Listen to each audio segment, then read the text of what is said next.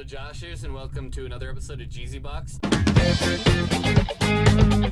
Today we're going to be continuing the Insidious franchise and finishing up with Insidious 4, The Last Key. So this one takes place right after the third one and continues the story, as well as going even farther back in her story with the old lady. We get to see a lot more of her roots and how the house she grew up in actually had a bad spirit in it as well, which is actually the house she's going back to right now. Current guy in there is a serial killer and has a girl locked up in there. The serial killer guy calls the ghost hunting people to try to get their help because he's having some kind of weird spiritual issue there. He's got a room completely sectioned off with stacks of Bibles, which is an amazing defense mechanism. I loved it. I thought that was amazing. She had ran away when she was younger because the dad was very incredibly abusive.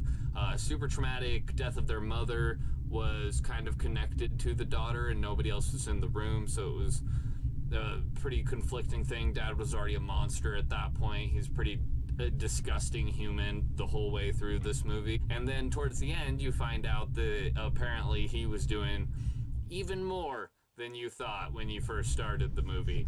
It wasn't just enough that he was a bad, abusive dad.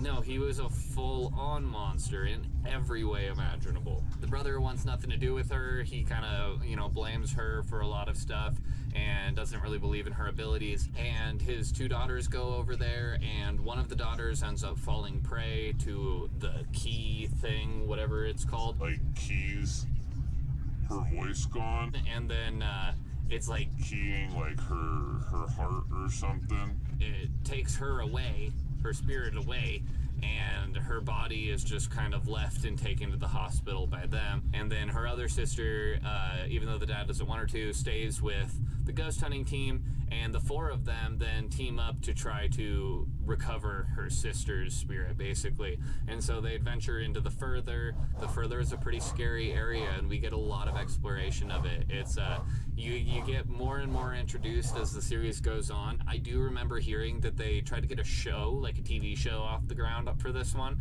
and I would have watched that, because honestly, I think half the fun on the Insidious ones is, exploring that further, but also just doing, it's just it's kind of like a monster of the week type thing. It's just you go to these haunted houses, but they make each one like a really big deal, and that's because that kind of stuff is, if there's an actual entity in your home that has ill will and ill intentions, it's going to be a very bad thing, and a lot of people don't recover from that sort of thing. And so this movie, similar with The Conjuring, they kind of champion these heroes that can fight that stuff, and unfortunately there's not a lot that we can do as human beings to stop that sort of thing.